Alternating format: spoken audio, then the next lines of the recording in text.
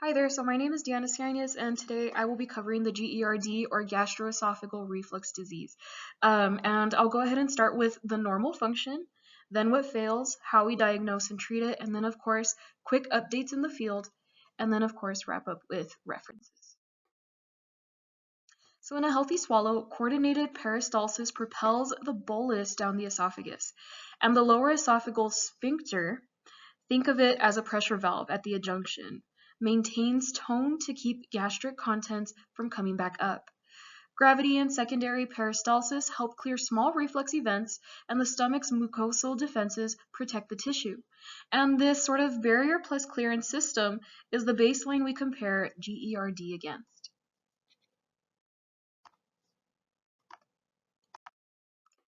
So GERD means basically that a reflux, is having frequent or severe enough troublesome complications. And it also displays objective evidence of mucosal injury. So risk increases with higher body weight, pregnancy, certain meds that relax the sphincter, and smoking.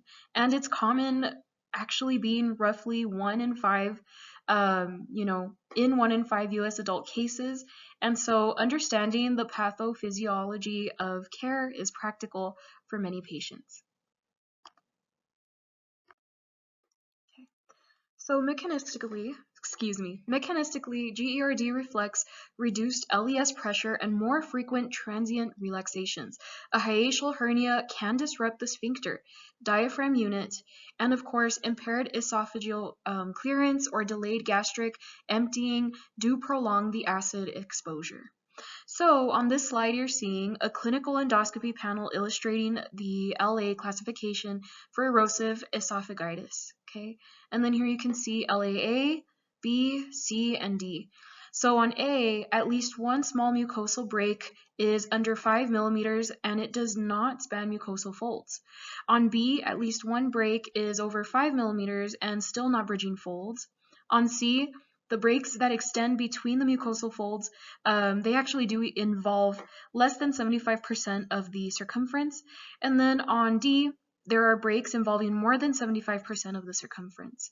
So these images translate the physiologic failure into visible mucosal injury grading severity, and it helps guide our management. And then, of course, you can see it going from left to right. So there you go. Okay, so for classic heartburn and regurgitation without alarm features, a proton pump inhibitor trial is reasonable.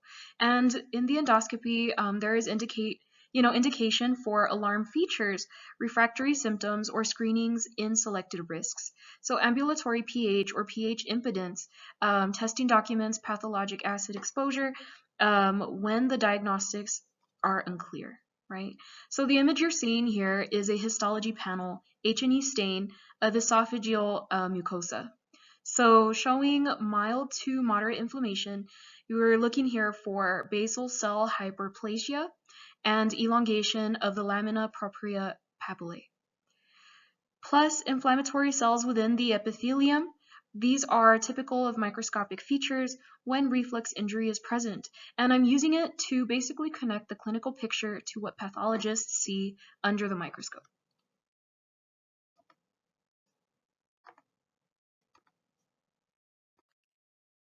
So the first line management pretty much emphasizes lifestyle, weight loss, avoiding late meals, and elevating the head of the bed to reduce nocturnal symptoms.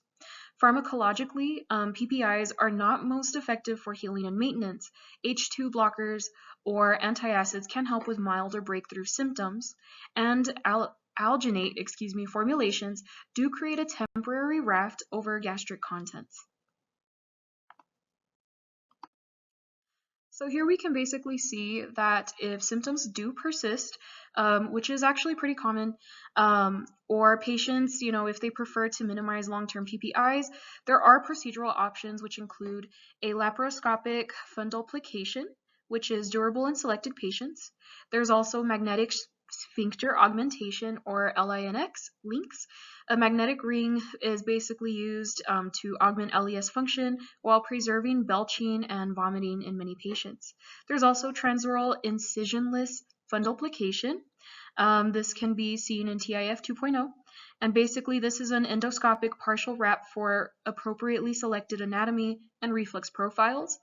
But basically, the choice does depend on objective reflux metrics, anatomy, and patient preference. And also, when we say anatomy, basically what the patient can and cannot handle.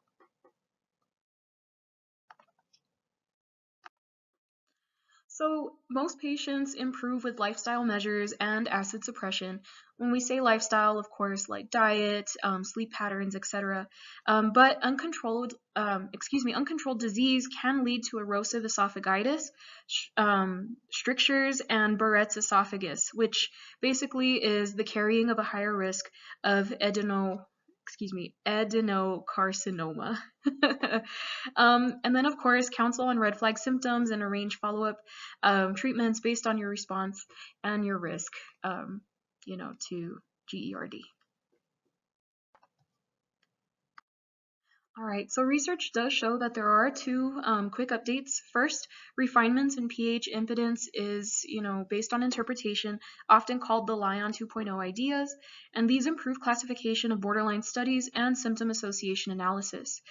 Second, growing long-term data supports basically that the magnetic sphincter augmentation and TIF 2.0 are really great used as alternatives in carefully selected patients. All right, and then this is my list of references.